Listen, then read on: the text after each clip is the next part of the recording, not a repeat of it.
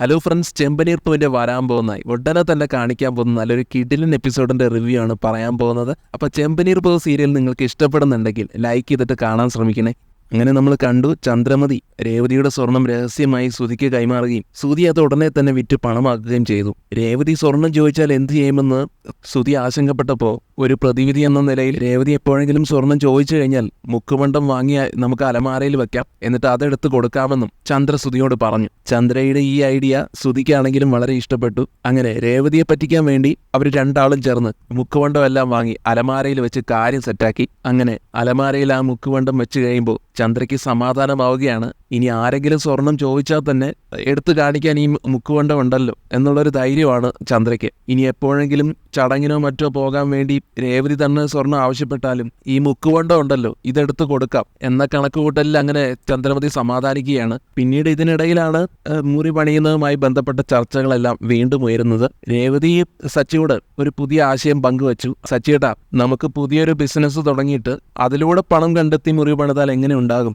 സച്ചിയാണെങ്കിലും അത് കേട്ടിട്ട് സംശയത്തോടെ ചോദിക്കുന്നുണ്ട്, അതിന് നമ്മുടെ കയ്യിൽ എവിടെയാണ് ഇപ്പൊ പണം ഉള്ളത് രേവതി? അപ്പൊ രേവതി പറയും, നമുക്കൊരു കാറും കൂടെ വാങ്ങാം, അത് ഓടിക്കാൻ കൊടുക്കുകയാണെങ്കിൽ വാടകയായിട്ടൊരു വരുമാനം കിട്ടുമല്ലോ, അപ്പൊ നമുക്ക് കുറച്ചും കൂടെ പണം കണ്ടെത്താൻ കഴിയുമല്ലോ. എന്നാൽ സച്ചിക്ക് അത് കേട്ട് നിരാശയാണ് വരുന്നത്. എന്റെ രേവതി, ഈ കാറിന്റെ EMI തന്നെ അടയ്ക്കാൻ നമ്മൾ കഷ്ടപ്പെടുന്നുണ്ട്. ഇനി ഇതിന്റെ കൂടെ പുതിയൊരു വണ്ടി കൂടെ വാങ്ങിയാൽ എങ്ങനെയാണ് നമ്മൾ അതിന്റെ അടവുകളൊക്കെ തീർക്കുക? എങ്ങനെയാണപ്പോൾ നമ്മളൊരു പുതിയ കാറ് വാങ്ങുക എന്നൊക്കെയാണ് സച്ചി ചോദിക്കുന്നത്. അങ്ങനെ വന്നപ്പോൾ രേവതി തന്റെ മനസ്സിലുദിച്ച ഒരു ഐഡിയ സച്ചിയോട് അവതരിപ്പിച്ചു. അത് വേറൊന്നുമല്ല, അമ്മയുടെ അലമാരയിൽ എൻ്റെ കുറച്ച് സ്വർണ്ണം ഉണ്ടല്ലോ, അച്ഛമ്മയും അച്ഛനും കൂടി എനിക്ക് തന്നത്. ഏതായാലും ഞാൻ അതൊന്നും ഇപ്പോൾ ഉപയോഗിക്കുന്നില്ലല്ലോ, ഇതുപോലെ നല്ലൊരു കാര്യത്തിന് വേണ്ടി നമുക്കതങ്ങോട്ട് വിറ്റാലോ, അത് വിറ്റ് നമുക്കൊരു വണ്ടി വാങ്ങാം. രേവതി ഇത് പറയുന്നതും സച്ചി ആദ്യമൊക്കെ അതിനെ എതിർത്തു. അച്ഛനും അച്ഛമ്മയും ഒക്കെ നിനക്ക് ഇഷ്ടത്തോടെ തന്നതല്ലേ ആ സ്വർണ്ണമെല്ലാം, മാത്രമല്ല അത് അമ്മയോട് ചെന്ന് ചോദിച്ചാൽ വലിയൊരു പ്രശ്നമാവുകയും ചെയ്യും. പക്ഷേ രേവതി പിന്നെയും പറയും, ഇതൊരു അത്യാവശ്യത്തിന് വേണ്ടിയല്ലേ സച്ചിയേട്ടാ, നമുക്കത് ചോദിക്കാം. സ്വർണ്ണം ഇട്ടിട്ട് ഞാൻ എങ്ങോട്ടും ഓടി നടക്കാൻ പോകുന്നില്ലല്ലോ,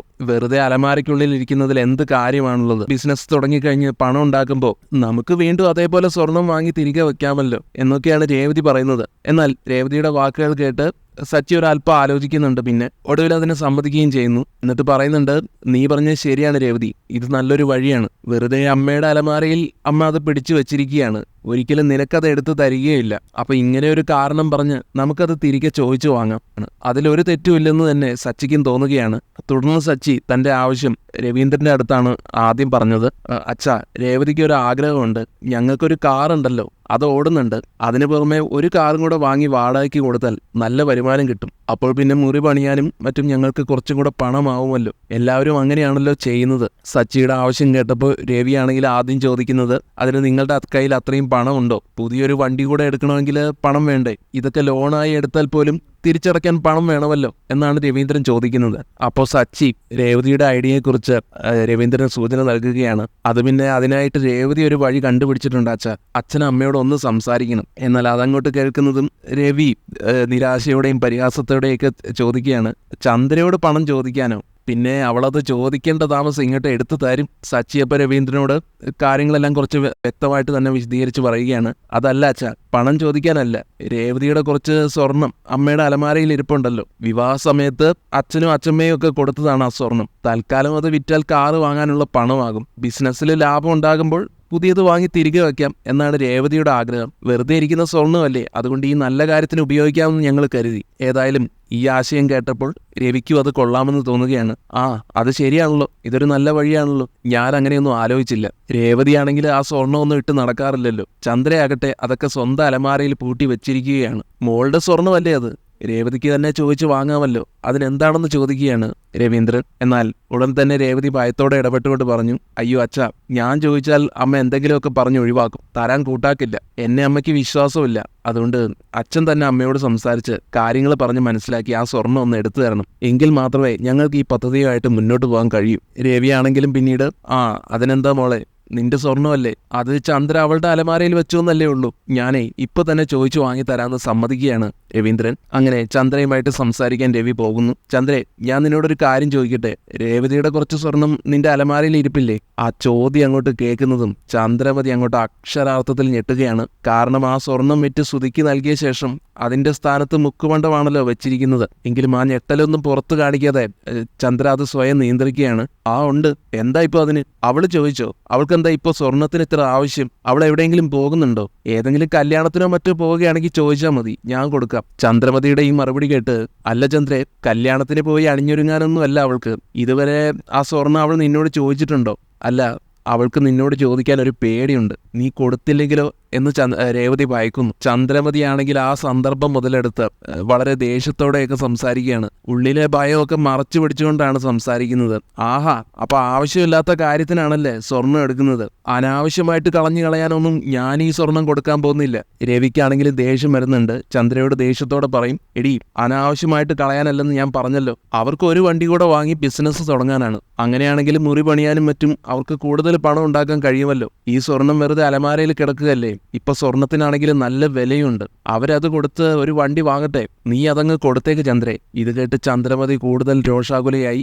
അങ്ങനെ ഇപ്പൊ തനിക്കത് കൊടുക്കാൻ പറ്റില്ലെന്നും അവള് പറയുന്നത് കേട്ടാൽ തോന്നുമല്ലോ ഇത് അവള് വീട്ടിൽ നിന്ന് കൊണ്ടുവന്ന സ്വർണ്ണമാണെന്ന്. ഇത് ഇവിടെ വന്നപ്പോൾ നിങ്ങളുടെ അമ്മയും നിങ്ങളും എല്ലാവരും കൂടെ ചേർന്ന് അവൾക്ക് സമ്മാനം കൊടുത്ത സ്വർണ്ണമല്ലേ? അവള് വീട്ടിൽ നിന്ന് എന്തെങ്കിലും കൊണ്ടുവന്നിട്ടുണ്ടെങ്കിൽ അത് ഞാൻ കൊടുക്കാം. അല്ലാത്ത പക്ഷം ഇത് എന്റെ അലമാരയിൽ തന്നെ ഇരിക്കും, ഞാൻ കൊടുക്കില്ല. ഈ വാക്കുകള് രവിയെ വല്ലാതെ ചൊടിപ്പിക്കുന്നുണ്ട്. രവീന്ദ്രൻ ശബ്ദമുയർത്തി തന്നെ, ചന്ദ്രെ, വീണ്ടും വേണ്ടാതീനം നീ പറയരുത്. അമ്മയും ഞാനും അവൾക്ക് സ്നേഹസമ്മാനമായിട്ട് കൊടുത്ത സ്വർണ്ണമാണത്. അത് അവൾക്ക് കൊടുത്തത് തന്നെയാണ്. അതല്ലാതെ നിന്റെ അലമാരയിൽ പൂഴ്ത്തി വെക്കാനുള്ളതല്ല അത്. രേവതി വീട്ടിൽ നിന്നും ഒന്നും കൊണ്ടുവന്നില്ല എന്നുള്ള കണക്ക് പറയാൻ ഇനി ഇവിടെ നിൽക്കണ്ട. സാഹചര്യങ്ങളെല്ലാം നിനക്കറിയാമല്ലോ. ഇങ്ങനെയുള്ള വർത്താനം ഒന്നും ഇവിടെ പറയണ്ട. അവളുടെ സ്വർണ്ണം അവൾക്ക് കൊടുത്തേക്ക്. അവര് പോയി അവരുടെ കാര്യം കാണട്ടെ. ചന്ദ്രമതി എന്നിട്ടും വഴങ്ങുന്നില്ല. അങ്ങനെയൊന്നും ഞാൻ കൊടുക്കില്ല. വെറുതെ കൊണ്ടുപോയി നശിപ്പിക്കാൻ പറ്റില്ല. അത് എന്റെ അലമാരയിൽ തന്നെ സുരക്ഷിതമായിട്ട് ഇരിപ്പുണ്ട്. ഇങ്ങനെയും പറഞ്ഞ് തന്റെ നിലപാടിൽ തന്നെ ഉറച്ചു നിൽക്കുകയാണ് ചന്ദ്രമതി. അതേസമയം സച്ചിൻ രേവതി അവിടേക്ക് വന്നു. കാര്യങ്ങളെല്ലാം മനസ്സിലാക്കിയ സച്ചി ദേഷ്യത്തോടെ തന്നെ ചോദിച്ചു, എന്താ രേവതിയുടെ സ്വർണം കൊടുക്കില്ലെന്നാണോ പറയുന്നത്? അതെന്താ അമ്മ കൊടുക്കാത്തത്? അമ്മയുടെ മറ്റു 2 മരുമക്കളുടെ സ്വർണവും അമ്മ വാങ്ങി വെച്ചിട്ടുണ്ടോ? ആ മലേഷ്യക്കാരിയുടെയും അതുപോലെ വർഷയുടെയും സ്വർണ്ണമൊന്നും ഇവിടെ ഇല്ലല്ലോ. ഓ, അവരൊക്കെ പണമുള്ള വീട്ടിലെ പെൺകുട്ടികളായതുകൊണ്ട് അവർക്കൊക്കെ അവരുടെ സ്വർണം ഉപയോഗിക്കാം. രേവതിക്ക് മാത്രം അവളുടെ സ്വർണം ഉപയോഗിച്ചുകൂടാ അല്ലേ? അത് നിങ്ങൾ പിടിച്ചു വെച്ചിരിക്കുകയാണല്ലേ? അതെന്തിനാ? എന്തായാലും സച്ചി പോലും തനിക്കെതിരായി തിരിഞ്ഞപ്പോ ചന്ദ്രമതിയുടെ സംസാരം കൂടുതൽ പരുഷമായി. എടാ, നീ കൂടുതൽ ഇളകാതെ. അവരൊക്കെ അവരുടെ വീട്ടിൽ നിന്ന് നിറയെ സ്വർണമായിട്ട് തന്നെയാ വന്നത്. നിന്റെ ഭാര്യ കൊണ്ടുവന്നത് എന്താണെന്ന് നിനക്കറിയാമല്ലോ. ഇത് ഇവിടെ വന്നപ്പോൾ നിന്റെ അച്ഛമ്മയും അച്ഛനും ഒക്കെ സമ്മാനമായി കൊടുത്ത സ്വർണമാണ്. അത് അവള് കൊണ്ടുപോയി നശിപ്പിച്ച് കളയാനൊന്നും ഞാൻ സമ്മതിക്കില്ല. അപ്പൊ സച്ചി ചോദിക്കുന്നുണ്ട്, ഓഹോ, അതുകൊണ്ടാണോ ഇപ്പൊ അത് പിടിച്ചടക്കി വെച്ചിരിക്കുന്നത്? അവൾ അത് കൊണ്ടുപോയി നശിപ്പിക്കാനല്ല, എനിക്കൊരു ബിസിനസ് ആവശ്യത്തിന് വേണ്ടിയിട്ടാണ്. ഒരു വണ്ടി കൂടെ എടുക്കാൻ. അതിനു വേണ്ടിയിട്ടാണ് ആ പണം ചോദിച്ചത്. ആവശ്യമില്ലാത്ത കാര്യത്തിനല്ല, അത്യാവശ്യത്തിനാണ്. അതുകൊണ്ടേ മര്യാദയ്ക്ക് അതിങ്ങോട്ട് താ. ലാഭം കിട്ടിക്കഴിയുമ്പോൾ തിരിച്ചു കൊണ്ടുവന്ന് വെച്ചോളാം. എന്നാൽ ഇത്രയൊക്കെ പറഞ്ഞിട്ടും ഒരടി പോലും പിന്നോട്ട് പോകാതെ ചന്ദ്ര തീർത്തും പറയുകയാണ്, ഇല്ല, ഞാൻ തരില്ല.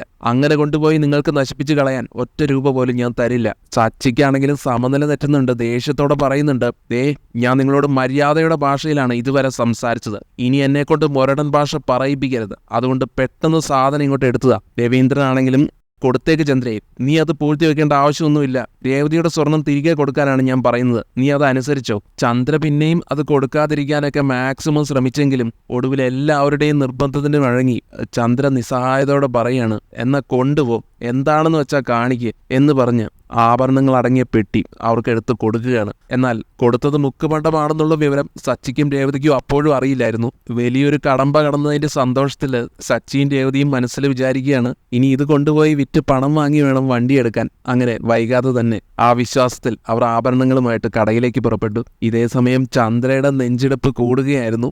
ചന്ദ്ര ഉടനെ തന്നെ സുധിയെ വിളിച്ചു. എടാ സുധി, ആകെ മൊത്തം പ്രശ്നമായടാ. ആ രേവതി അവളുടെ സ്വർണം ചോദിച്ചു വന്നു. ഞാൻ അതെടുത്ത് കൊടുക്കുകയും ചെയ്തു. ഇതങ്ങോട്ട് അറിയുന്നത് സുധിയാണെങ്കിലും ഭയത്തോടെ, അമ്മേ, അതൊക്കെ മുക്കുവണ്ടമല്ലായിരുന്നോ? അത് അവരെവിടെയെങ്കിലും കൊണ്ടുപോയി വിൽക്കാൻ ശ്രമിക്കുമ്പോൾ കള്ളസ്വർണ്ണമാണെന്ന് അറിയില്ലേ? അപ്പോഴേക്കും നമ്മുടെ ചന്ദ്രമതി ഒരു പുതിയ കള്ളം അങ്ങോട്ട് മെനഞ്ഞുണ്ടാക്കുകയാണ്. അറിഞ്ഞാൽ അറിയട്ടടാ, രേവതി ആ സ്വർണ്ണമെല്ലാം മാറ്റി മുക്കുവണ്ടമാക്കിയതാണെന്ന് നമുക്കങ്ങോട്ട് തിരിച്ചു പറയാം. അതല്ലാതെ എന്ത് ചെയ്യാനാണ്? കൊടുക്കാതിരിക്കാൻ ഞാൻ ഒരുപാട് നോക്കിയതാ. പക്ഷെ ഒരു രക്ഷയുമില്ല. നിന്റെ അച്ഛനും ആ സച്ചിയും എനിക്ക് സമാധാനം തന്നില്ല. അതുകൊണ്ട് ഞാനത് എടുത്തു കൊടുത്തു. അതേസമയം രേവതിയും സച്ചിയും നിറഞ്ഞ സന്തോഷത്തിലായിരുന്നു. ഇത് കൊണ്ടുപോയി സ്വർണ്ണക്കടയിൽ വിറ്റിട്ട് വേണം പണം വാങ്ങാൻ എന്ന് പറഞ്ഞ് അവർ ആഭരണങ്ങളുമായിട്ട് ജ്വല്ലറിയിലെത്തി. അവിടെ എത്തിയതിന് ശേഷം അവർ ആഭരണങ്ങൾ ജീവനക്കാരന് കൈമാറി. ഈ സ്വർണത്തിനിപ്പോൾ നല്ല വിലയുണ്ടല്ലോ, ഏകദേശം എത്ര രൂപ കിട്ടും എന്നൊക്കെ സച്ചി രേവതിയും കൂടെ ചോദിക്കുകയാണ്. ഞങ്ങളൊന്ന് തൂക്കി നോക്കട്ടെ, എത്ര രൂപ കിട്ടുമെന്ന് നോക്കാമെന്ന് പറഞ്ഞ് ജീവനക്കാർ സ്വർണം പരിശോധനയ്ക്കായി എടുത്തു. കുറച്ച് കഴിഞ്ഞപ്പോഴേക്കും അവർ വന്ന് പറഞ്ഞു ഏകദേശം 10 ലക്ഷം രൂപ കിട്ടുമെന്ന്. സച്ചിക്കും രേവതിക്കും അത് കേട്ട് ഒത്തിരി സന്തോഷമാവുന്നു. എന്നാലേ പെട്ടെന്നാവട്ടെ, ആ സ്വർണം എടുത്തിട്ട് 10 ലക്ഷം രൂപ ഇങ്ങോട്ട് തരും. എന്നാൽ ജീവനക്കാരന് എന്തോ ഒരു സംശയം തോന്നുകയാണ് ഈ സ്വർണം കണ്ടിട്ട്. അയാൾ അതുകൊണ്ട് തന്നെ സച്ചിയോടായിട്ട്, സാർ ഒന്ന് നിൽക്കൂ, ഞങ്ങൾക്കിതൊന്ന് തൂക്കി നോക്കണം, അതുപോലെ ഒന്ന് ഉരച്ചു നോക്കണം, ഇത് സ്വർണം തന്നെയാണോ എന്ന് അറിയാൻ അതിന്റെ പ്യൂരിറ്റി നോക്കണമല്ലോ. എന്നാൽ സച്ചിക്ക് അത് കേട്ട് ദേഷ്യം വരുന്നുണ്ട്. നിങ്ങൾക്ക് എന്താണ് വിശ്വാസം ഇല്ലാത്തത്? ഞങ്ങൾ സ്വർണ്ണമല്ലാതെ വേറെന്തെങ്കിലും ഇവിടെ കൊണ്ടുവന്ന് തരുമോ? അല്ല, ഈ പ്യൂരിറ്റിയൊക്കെ നോക്കാൻ എന്തിരിക്കുന്നു? ഇതേ ഒറിജിനൽ 916 സ്വർണ്ണമാണ്, ഞങ്ങളുടെ വീട്ടിലെ സ്വർണ്ണമാണ്, രേവതിയുടെ സ്വർണം എന്ന് പറഞ്ഞ് സച്ചി അനാവശ്യമായിട്ടൊക്കെ ദേഷ്യം കാണിക്കുകയാണ് അവരോട്. എന്തായാലും ജീവനക്കാര് ഞങ്ങൾക്കിത് നോക്കാതിരിക്കാൻ പറ്റില്ല എന്ന് പറഞ്ഞ് അവർ പരിശോധന തുടരുകയാണ്. സച്ചി ആകട്ടെ ഇപ്പൊ പണം കിട്ടുമെന്ന ഭാവത്തില് വലിയ ജാടയിലിരുന്ന് ഭയങ്കര ചൂട്, ഇത്തിരി തണുത്ത ജ്യൂസ് കിട്ടിയിരുന്നെങ്കിൽ കുടിക്കാമായിരുന്നു എന്നൊക്കെ പറഞ്ഞിങ്ങനെ ഇരിക്കുകയാണ്. എന്തായാലും പരിശോധനയെല്ലാം കഴിഞ്ഞ ശേഷം ജീവനക്കാർ തിരികെ വന്നു. അവരുടെ മുഖഭാവം കണ്ടപ്പോൾ തന്നെ സച്ചിക്കും രേവതിക്കും ആകെ ആശങ്കയായി. സച്ചി ദേഷ്യത്തോട് ചോദിച്ചു, എന്താണ്, എവിടെ പണം? ഞങ്ങളുടെ സ്വർണം കൊണ്ടുപോയിട്ട് പണം എന്തുകൊണ്ട് തരുന്നില്ല? ഞങ്ങൾക്ക് പോയിട്ട് പല കാര്യങ്ങളുണ്ട്, വേഗം വേണം. അപ്പൊ ജ്വല്ലറിയിലെ ജീവനക്കാരനാണെങ്കിലും ദേഷ്യത്തോടെ സച്ചിയോട്, രണ്ടും കൊള്ളാമല്ലോ, കണ്ടാൽ ഇങ്ങനെയൊന്നും തോന്നുകയില്ലല്ലോ, എന്തൊരു വീരസാഹസമായിരുന്നു അല്പം മുമ്പ് പറഞ്ഞത്, ചൂടാണ്, ജ്യൂസ് വേണം എന്നൊക്കെ. എടാ, ഒരു ജ്യൂസ് കൂടെ അങ്ങ് കൊടുക്ക് എന്നൊക്കെ ദേഷ്യത്തോടെയും പരിഹാസത്തോടെയും ജീവനക്കാരൻ തന്റെ സ്റ്റാഫിനോട് പറയുകയാണ്. രേവതി ഞെട്ടുന്നുണ്ട്. എന്താ സാറേ ഈ പറയുന്നത്? ഞങ്ങൾ കൊണ്ടുവന്ന സ്വർണ്ണം എവിടെ? ഞങ്ങൾക്ക് അതിന്റെ പണം വേണമെന്നല്ലേ പറഞ്ഞത് എന്ന് ചോദിക്കുമ്പോൾ ജീവനക്കാരൻ ദേഷ്യത്തോടെ തന്നെ പറയും, നിങ്ങൾ ഇവിടെ വന്ന് പറ്റിക്കാൻ നോക്കുകയായിരുന്നല്ലേ, മുക്കുപണ്ടം കൊണ്ടുവന്ന് വിറ്റ് സ്വർണ്ണമാണെന്ന് പറഞ്ഞ് പണം വാങ്ങാൻ വന്നതാണല്ലേ എന്ന്. പണം തരാം, പക്ഷെ നിങ്ങൾ സ്വർണം തന്നാലല്ലേ പണം തരാൻ പറ്റൂ എന്നൊക്കെ പറയുകയാണ് അയാൾ. സച്ചിൻ രേവതി ആകെ ഷോക്ക്ഡ് ആവുന്നു. സച്ചി വിശ്വസിക്കാനാവാതെ ചോദിക്കുകയാണ്, നിങ്ങൾ എന്ത് അസംബന്ധമാണ് ഈ പറയുന്നത്? ഞങ്ങൾ അങ്ങോട്ട് സ്വർണ്ണമല്ലേ കൊണ്ടു തന്നത്, അതും 10 പവൻ. പണം തരാമെങ്കിൽ താ, ഇല്ലെങ്കിൽ സ്വർണം തിരിച്ചു താ. ഞങ്ങളെ ഇവിടെ ഇരുത്തി വെറുതെ പറ്റിക്കരുത്. പക്ഷെ ജീവനക്കാരനാണെങ്കിൽ തെളിവ് സഹിതം തന്നെ സച്ചിക്കും രേവതിക്കും കാണിച്ചു കൊടുക്കുകയാണ്, ഇത് ഒറിജിനൽ സ്വർണ്ണമല്ല, മുക്കുവണ്ടമാണെന്ന്. അങ്ങനെ കൊണ്ടുവന്നത് യഥാർത്ഥ സ്വർണ്ണമല്ല എന്നുള്ള സത്യം സച്ചിൻ രേവതിയും മനസ്സിലാക്കുകയാണ്. ജീവനക്കാരൊക്കെ ആണെങ്കിൽ ദേഷ്യത്തോടെയാണ് പ്രതികരിക്കുന്നത്. ആരാണ് പറ്റിക്കാൻ നോക്കുന്നതെന്ന് ഞങ്ങൾക്ക് നന്നായിട്ടറിയാം. ഭാര്യയും ഭർത്താവും രാവിലെ അണിഞ്ഞൊരുങ്ങി ഇറങ്ങിയിരിക്കുകയാണ്, മുക്കുപണ്ടവും കൊണ്ട് അത് വിറ്റ് പണം തട്ടാൻ വേണ്ടി. പോലീസിനെ വിളിക്കാനാണ് ഞങ്ങൾ പോകുന്നത്. ഇത് കേട്ട് രേവതിക്ക് തകർന്നു പോയി. അയ്യോ, ഞങ്ങൾ അങ്ങനെയൊന്നും ചെയ്തിട്ടില്ല. ഞങ്ങൾ ശരിക്കും വീട്ടിൽ നിന്ന് കൊണ്ടുവന്ന സ്വർണം തന്നെയാണത്. അത് മുക്കുപണ്ടമല്ല. നിങ്ങൾക്ക് എന്തെങ്കിലും തെറ്റ് പറ്റിയതാണോ? ഞങ്ങൾ ഒരിക്കലും കള്ളന്മാരല്ല. ഇവിടുത്തെ കടയിലെ മുതലാളിക്ക് എന്നെ നന്നായിട്ട് അറിയാവുന്നതാണ്. നിങ്ങളൊന്ന് ചോദിച്ചു നോക്കൂ, ഞങ്ങൾ അങ്ങനെയുള്ളവരല്ല. രേവതി ഇങ്ങനെയെല്ലാം കരഞ്ഞുകൊണ്ട് പറയുമ്പോഴും ജീവനക്കാർ അതൊന്നും വിശ്വസിക്കുന്നില്ല. അതിനിടയിൽ കടയുടെ മുതലാളി അവിടേക്ക് എത്തി. രേവതിയെ കണ്ടപ്പോൾ തന്നെ അയാൾക്ക് ആളെ മനസ്സിലായി. അയാൾ ചോദിക്കുന്നുണ്ട്, എന്താ രേവതി, സ്വർണം വാങ്ങാൻ വന്നതാണോ? തന്നെ അവിടുത്തെ സ്റ്റാഫ് ചാടി വീണ് പറയുന്നുണ്ട്, സാർ, ഇവരെ പെരും കള്ളനും കള്ളിയുമാണ്. മുക്കുവണ്ട ഇവിടെ കൊണ്ടുവന്നിട്ട് സ്വർണ്ണമാണെന്ന് പറഞ്ഞ് പണം വാങ്ങാൻ വന്നതാണ്. എന്നിട്ട് അതും പോരാഞ്ഞ് ഇവിടെ ഇരുന്ന് തർക്കിക്കുന്നു. രേവതി അപ്പം മുതലാളിയോട് സങ്കടത്തോടെ കാര്യങ്ങളെല്ലാം പറഞ്ഞു. സാറേ, ഞങ്ങൾ അങ്ങനെയുള്ളവരല്ല. ഞങ്ങൾ സ്വർണം തന്നെയാണ് കൊണ്ടുവന്നത്, മുക്കുവണ്ടമല്ല. ഇവർ പറയുന്നു ഞങ്ങൾ കൊണ്ടുവന്നത് കള്ളസ്വർണ്ണമാണെന്ന്. ഞങ്ങൾ എപ്പോഴെങ്കിലും അറിഞ്ഞുകൊണ്ട് മുക്കുവണ്ടവുമായി ഒരു സ്വർണ്ണക്കടയിൽ വരുമോ? വന്നു കഴിഞ്ഞാൽ പിടിക്കപ്പെടുമെന്ന് ഞങ്ങൾക്ക് അറിയില്ലേ? പിന്നെ ഇതെങ്ങനെ സംഭവിച്ചുവെന്ന് എനിക്ക് അറിയില്ല. മുതലാളിയാണെങ്കിലും പിന്നീട് അത് പരിശോധിക്കുന്നുണ്ട്. എന്നിട്ട് രേവതിയുടെ മുഖത്ത് നോക്കി വിഷമത്തോടെ തന്നെ പറഞ്ഞു, സത്യമാണ് രേവതി, നിങ്ങൾ കൊണ്ടുവന്നിരിക്കുന്ന മുക്കുവണ്ടം തന്നെയാണ്. എനിക്ക് രേവതിയെ നന്നായിട്ടറിയാം. ഇങ്ങനെ ഒരു ചതി ചെയ്യുന്ന കുട്ടിയല്ല നീ. ഈ കടയിലേക്ക് വർഷങ്ങളായി മാല കെട്ടിത്തരുന്നത് നിങ്ങളുടെ വീട്ടിൽ നിന്നാണല്ലോ. അതുകൊണ്ട് എനിക്ക് നിങ്ങളെല്ലാം നല്ല പരിചയമുണ്ട്. പക്ഷേ ഇതെങ്ങനെ സംഭവിച്ചുവെന്ന് എനിക്കും അറിയില്ല. രേവതി ഒരു കാര്യം ചെയ്യേ, വീട്ടിലൊന്ന് പോയി നോക്ക്. ഇത് മുക്കുവണ്ടം തന്നെയാണ്, സ്വർണ്ണമല്ല. ഈ കാര്യത്തിൽ ഞാൻ കള്ളം പറയേണ്ട കാര്യമില്ലല്ലോ. നിങ്ങളെ ആരെങ്കിലും പറ്റിച്ചതാണെന്ന് നോക്കാനൊക്കെ മുതലാളി പറയുന്നുണ്ട്. അങ്ങനെ ജ്വല്ലറിൽ നിന്ന് അപമാനിതരായി ഇറങ്ങിപ്പോന്ന ശേഷം സച്ചി വേഗം തന്നെ തന്റെ ഫോൺ എടുത്ത് രവീന്ദ്രനെ വിളിക്കാൻ ഒരുങ്ങുകയാണ്. ആരെ വിളിക്കാനാണെന്ന് രേവതി ചോദിക്കുന്നുണ്ട്. അപ്പൊ സച്ചി പറയും, ഞാൻ അച്ഛനെ ഒന്ന് വിളിക്കട്ടെ, അമ്മ അവിടെ ഉണ്ടോന്ന് അറിയട്ടെ. അമ്മയല്ലേ ഈ സ്വർണ്ണം എടുത്തു തന്നത്. അമ്മ ആ സ്വർണം മാറ്റി മുക്കുവണ്ടം വെച്ച് അതാണ് നമുക്ക് തന്നത്. ഞാൻ എന്തായാലും ഒന്ന് വിളിച്ചു ചോദിക്കട്ടെ എന്ന് പറഞ്ഞ് സച്ചി ഫോൺ എടുത്ത് വിളിക്കാൻ തുടങ്ങുന്നതും രേവതി സച്ചിയെ തടയുന്നുണ്ട്. വേണ്ട സച്ചിയേട്ടാ, ഇപ്പൊ വിളിക്കണ്ട. വെറുതെ വിളിച്ച് അവിടെ പ്രശ്നം ഉണ്ടാക്കണ്ട. ഇതിന്റെ സത്യാവസ്ഥ എന്താണെന്ന് നമുക്ക് അറിയണം. ആരാണ് നമ്മളെ പറ്റിച്ചതെന്ന് നമുക്ക് തന്നെ കണ്ടുപിടിക്കാം. അങ്ങനെ ചന്ദ്ര ഏത് രീതിയിലാണ് തങ്ങളെ പറ്റിച്ചതെന്നും യഥാർത്ഥ സ്വർണം എങ്ങനെയാണ് പോയതെന്നുള്ള കാര്യം അറിയാൻ സച്ചിയും രേവതിയും രഹസ്യമായിട്ട് ശ്രദ്ധിക്കാൻ തന്നെ തുടങ്ങി. ഇതിനിടയിലാണ് അവർ ചന്ദ്രയെ ശ്രദ്ധിക്കുന്നത്. ചന്ദ്ര ആകെ പരിഭ്രമിച്ചിരിക്കുന്നതും ആരോടോ ഫോണിൽ സംസാരിക്കുന്നതും അവർ കേട്ടു. ആ സംഭാഷണത്തിൽ ശ്രുതിയുടെ പേര് കൂടെ കേൾക്കുന്നതും അവർക്ക് കാര്യം പിടികിട്ടുകയാണ്. ഉടനെ തന്നെ സച്ചി രേവതിയോട് പറഞ്ഞു, ആ പെരുങ്കള്ളൻ ശ്രുതി അവനായിരിക്കും ഈ സ്വർണ്ണം എടുത്തുകൊണ്ട് പോയതെന്ന്. അമ്മയായിരിക്കും ശ്രുതിക്ക് കൊടുത്തത്. അവൻ എന്തെങ്കിലും ആവശ്യം വന്നപ്പോൾ ആ സ്വർണ്ണം എടുത്ത് കൊടുത്തിട്ട് അതിന് പകരം മുക്കുവണ്ടം വച്ചതായിരിക്കും. അങ്ങനെ ഊഹാപോഹങ്ങൾ പറയുന്നുണ്ട് സച്ചിയും രേവതിയും തമ്മിൽ. ഇതിനിടയിലാണ് ഒരു ദിവസം സച്ചിയും സുഹൃത്തും കൂടെ ഒരു കടയിൽ പോകുന്നത്. 50% കിഴിവ് കണ്ടിട്ടാണ് അവർ ഫ്രിഡ്ജ് വാങ്ങാനായി ആ കടയിൽ കയറിയത്. എന്നാൽ അവർ സാധനങ്ങൾ നോക്കി നിൽക്കുമ്പോഴാണ് പോലീസ് വന്ന് ആ കട മുഴുവൻ സീൽ ചെയ്യുന്നത്. ശേഷം സാധനം വാങ്ങാൻ ചെന്ന സച്ചിയെയും സുഹൃത്തിനെയും പോലീസ് തെറ്റിദ്ധരിച്ച് കള്ളന്മാരോടൊപ്പം കസ്റ്റഡിയിലെടുത്തു. ലോക്കപ്പിൽ കിടക്കുമ്പോൾ തട്ടിപ്പിനിരയായവരുടെ പരാതിയെല്ലാം സച്ചി കേൾക്കുന്നുണ്ടായിരുന്നു. അങ്ങനെ ആ സമയത്ത് അവിടെ പരാതിയുമായി വന്ന ശ്രുതി തനിക്ക് 10 ലക്ഷം രൂപയുടെ നഷ്ടം വന്നതും ലോൺ തിരിച്ചടയ്ക്കാൻ പാടുപെടുന്നതും വിതുമ്പലോടെ പറയുന്നതെല്ലാം നമ്മുടെ സച്ചിയും കേൾക്കുന്നുണ്ടായിരുന്നു.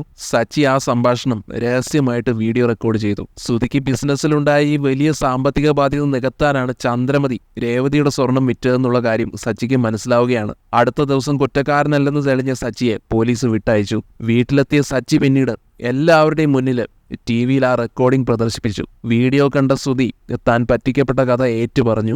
ബിസിനസ്സിൽ കള്ളനോട്ട് സ്വീകരിച്ച് ലക്ഷക്കണക്കിന് രൂപയുടെ കടം വന്നപ്പോൾ ബാങ്കിൽ നിന്ന് ലോൺ എടുത്തു. അത് അടയ്ക്കാൻ കഴിയാതെ വന്നപ്പോഴാണ് ഞാൻ അമ്മയോട് സഹായം ചോദിച്ചത് എന്നെല്ലാം ശ്രുതി തുറന്നു തന്നെ പറഞ്ഞു. ഇതോടെ ചന്ദ്രയുടെ വഞ്ചനയുടെയും രേവതിയുടെ സ്വർണം നഷ്ടപ്പെട്ടതിന്റെയും യഥാർത്ഥ കാരണം കുടുംബത്തിന് മുന്നിൽ തെളിവ് സഹിതം തന്നെ വെളിപ്പെടുകയാണ്. ഇത്രയും കേൾക്കുമ്പോഴത്തേക്കും നമ്മുടെ രവിയുടെ നിയന്ത്രണമൊക്കെ നഷ്ടപ്പെടുകയാണ്.